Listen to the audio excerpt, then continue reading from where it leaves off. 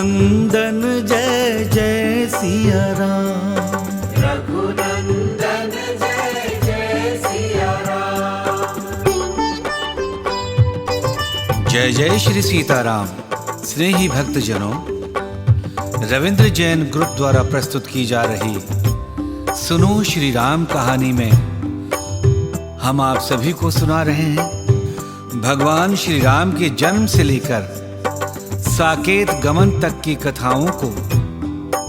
हमारी इस प्रस्तुति के अब तक के क्रम में आप सबने सुना कि कैसे भगवान श्री राम सुग्रीव के राज्याभिषेक के पश्चात वर्षा काल को ध्यान में रखते हुए 4 महीने तुंगभद्रा नदी के समीप प्रवर्षण पर्वत पर निवास करते हैं और कैसे सुग्रीव एक लंबे कालखंड के बाद राज्य लक्ष्मी पाने पर भोग विलास में लग जाते हैं। सुनो श्री राम कहानी में अब सुनिए उससे आगे की कथा।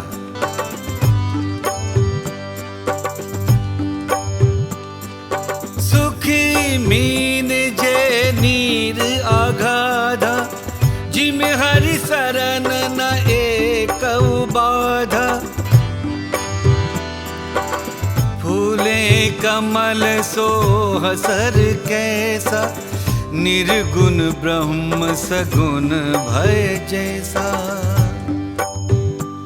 जो मछलियां अथाह जल में हैं वो सुखी हैं, जैसे श्री हरि शरण में चले जाने पर एक भी बाधा नहीं रहती। कमलों के फूलने से तालाब कैसे शोभा दे रहे हैं, जैसे निर्गुण ब्रह्म सगुण होने पर शोभित हो जाते हैं। भंवरे अनुपम शब्द करते हुए गूंज रहे हैं तथा पक्षियों के नाना प्रकार के सुंदर शब्द हो रहे हैं। रात्रि देखकर चकवे के मन में वैसे ही दुख हो रहा है, जैसे दूसरे की संपत्ति देखकर दुष्ट को होता है। पपीहा रट लगाए हैं, उसको बड़ी प्यास है, जैसे शंकर जी का द्रोही सुख नहीं पाता। शरद ऋतु के ताप को रात के समय चंद्रमा हर लेता है, जैसे संतों के दर्शन से पाप दूर हो जाते हैं। चकोरों के समुदाय चंद्रमा को देखकर इस प्रकार टकटकी लगाए हैं, जैसे भक्त भगवान को पाकर एक टक उनके दर्शन करते हैं। मच्छर और डांस ठंडी के डर से इस प्रकार नष्ट हो गए हैं, जैसे ब्राह्मण के साथ वैर करने से कुल का नाश हो जाता है।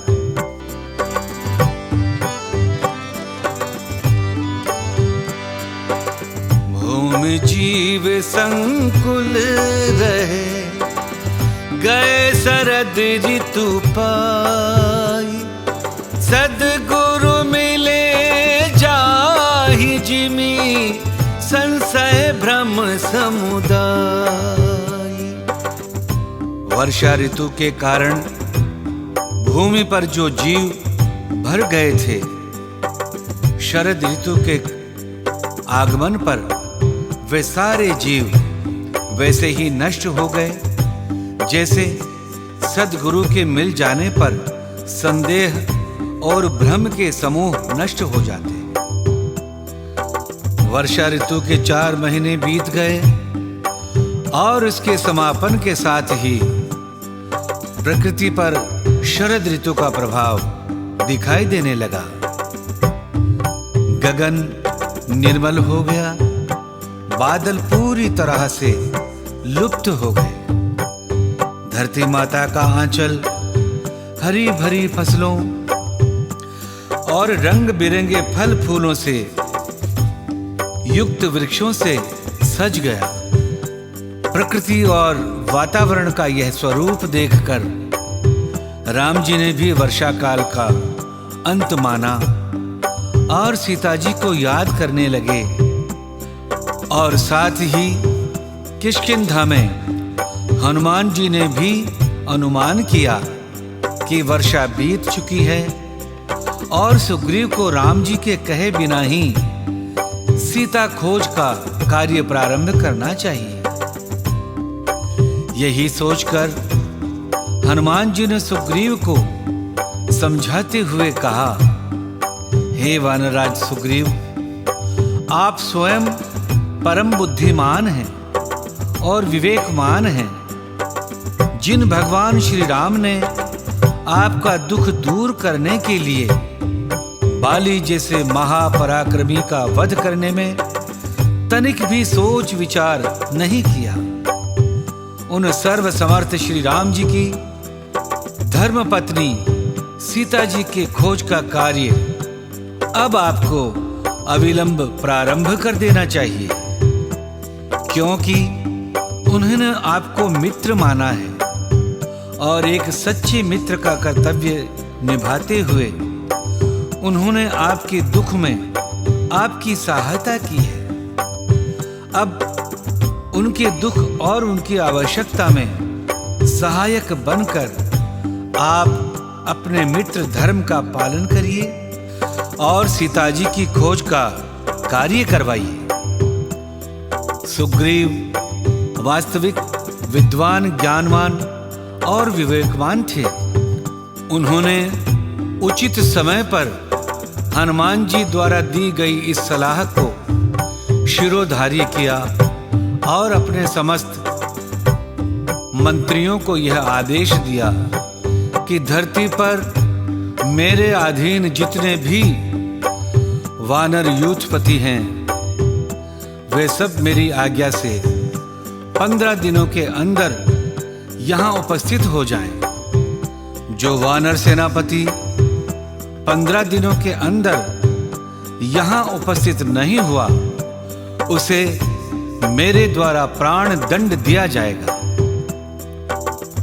उधर किष्किंधा में हनुमान जी के प्रयास से इस प्रकार का उद्योग आरंभ हुआ और इधर भगवान श्री राम वर्षा बीतने का आभास होते ही सीता जी के विरह से दुखी हो गए और विचार करने लगे कि सुग्रीव ने मित्रता के कर्तव्य की उपेक्षा कर दी, उसने मेरा कार्य भुला दिया।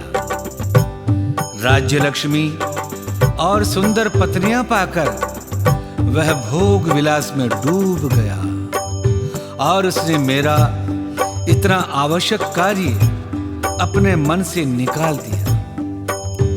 यह सोचकर भगवान श्री राम बहुत दुखी हुए, जिन्हें देखकर पुनः लक्ष्मण जी उन्हें समझाते हुए बोले, प्रभु, निराशा, चिंता अथवा काम के अधीन होकर अपने पुरुषार्थ को नहीं भूलना चाहिए।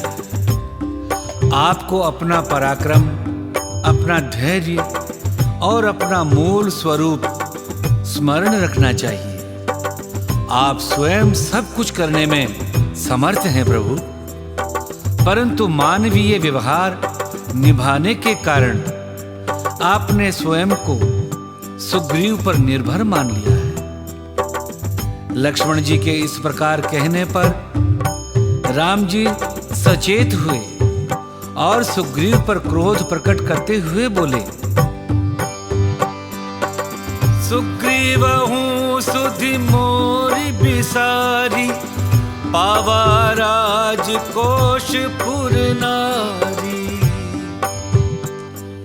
जेहि सायक मारा मैं बाली, तेहि सरहतों मूढ़ कह काली। जो व्यक्ति अपने मुख से प्रतिज्ञा के रूप में निकले हुए अच्छे बुरे सभी प्रकार के वचनों का पालन करता है, वह सभी पुरुषों में श्रेष्ठ माना जाता है। और जो व्यक्ति अपना स्वार्थ सिद्ध हो जाने पर अपने मित्र के अपूर्ण कार्य में उसकी सहायता नहीं करता, वह कृतघ्न माना जाता है। और मरने पर मांसाहारी जंतु भी उसका मांस नहीं खाते। वीर लक्ष्मण, सुग्रीव को इस बात का ज्ञान हो चुका है कि मेरा पराक्रम कैसा है। ऐसी दशा में यदि उसे चिंता नहीं है कि बाली की भांति मुझे भी मारा जा सकता है, तो यह बड़े आश्चर्य की बात है।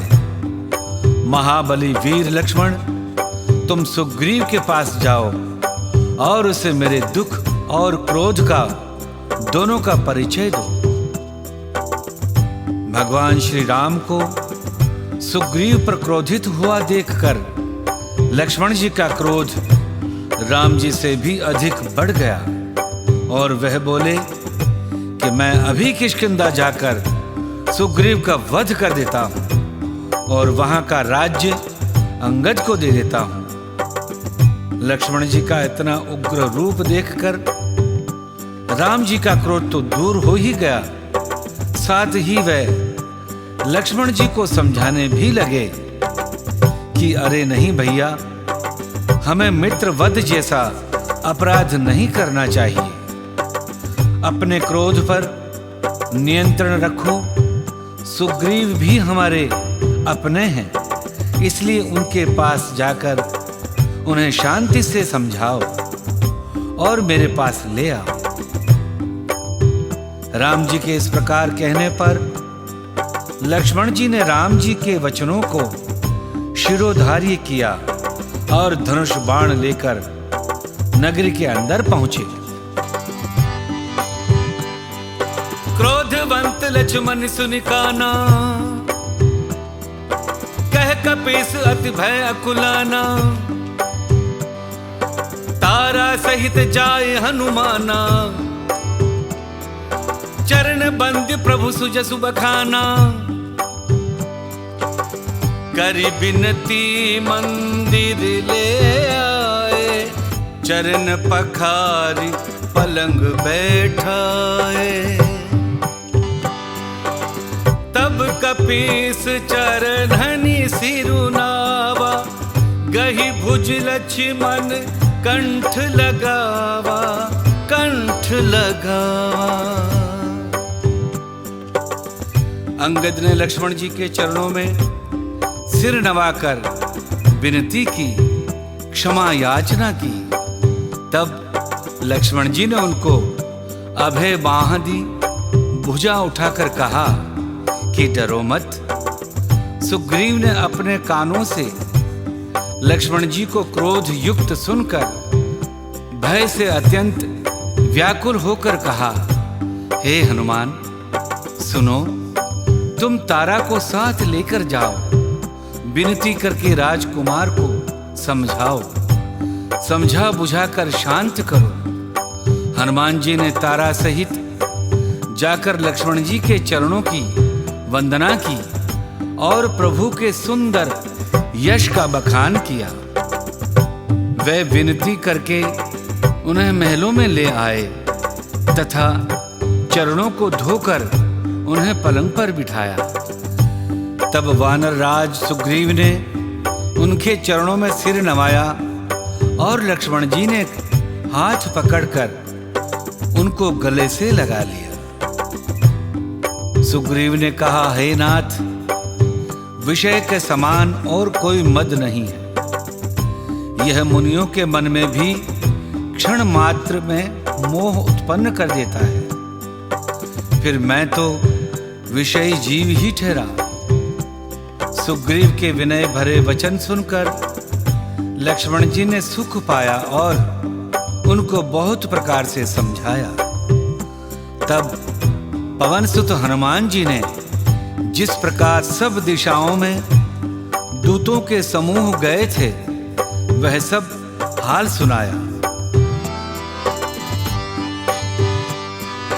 हर्ष चले सुग्रीव तब, अंगदादि कपि साथ।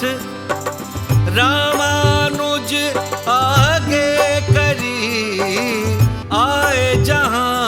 रघुनाथ। स्नेही भक्तजनों, इसी प्रसंग को रविंद्र रामायण में रविंद्र जैन जी ने बड़ी सरलता से लिखा है, वह भी सुनिए। जो बाण चलाया बाली पर, वह बाण कहीं मुझ पर न चले। हनुमान करो कुछ जतन तुम्ही, जिससे ये घोर विपत्ति टले। अंगद तारा हनुमान को लेकर, गमन किया सुग्रीव वहां। गत 4 माह से सीता की, विरहाग्नि में जलते राम जहां। पहले लक्ष्मण को शांत किया, फिर क्षमा राम जी से मांगी। बोला प्रभु भोग लिप्त होकर, मैंने सारी सुबुद्धि त्यागी। मेरे सैनिक दल बना बना, अब दिशा दिशा में जाएंगे। सुधि जनक नंदिनी सीता की, शीघ्रात शीघ्र ले आएंगे। क्रोधित लक्ष्मण जी को शांत करके सुग्रीव अपने मंत्रियों हनुमान जी, अंगद जी आदि के साथ राम जी के पास पहुंचे और हाथ जोड़कर निवेदन करते हुए भगवान श्री राम से बोले। अतिशय प्रबल देव तब माया, छूट ही राम करहूं जो दाया।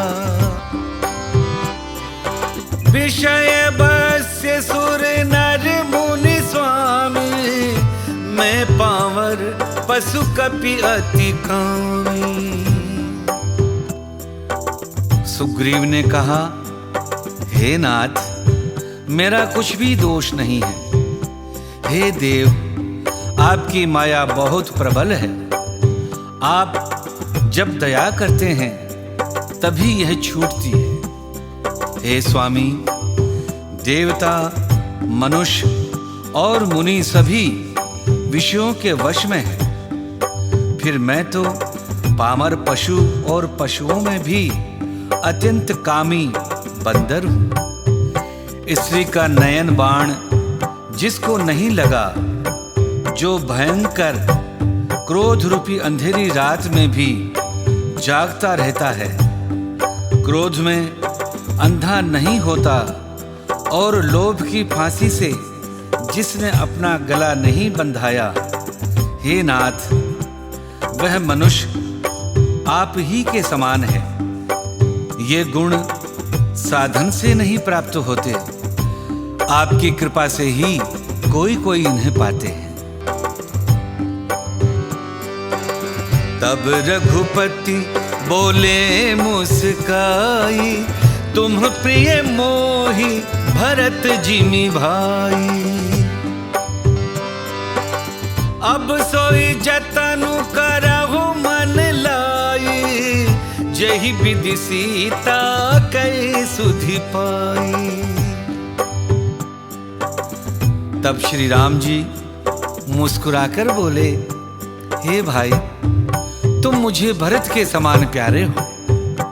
अब मन लगाकर वही उपाय करो जिस उपाय से सीता की खबर मिले। इस प्रकार भगवान श्री राम और वानरपति सुग्रीव में बातचीत हो रही थी कि वानरों के झुंड आ गए। अनेक रंगों के वानरों के दल सारी दिशाओं में दिखाई देने लगे। प्रिय भक्तजनों, सुनो श्री राम कहानी में आज की श्री राम कथा यहीं तक।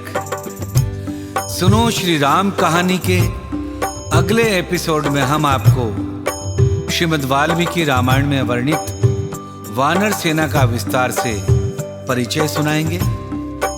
उस अद्भुत सेना और उसके अतुलित बलशाली सेनापतियों को जानने और सुनने के लिए हमारे साथ बने रहें। हमारे चैनल को सब्सक्राइब कर लें। एक बार पुनः आप सभी को बहुत बहुत धन्यवाद। जय जय श्री सीताराम।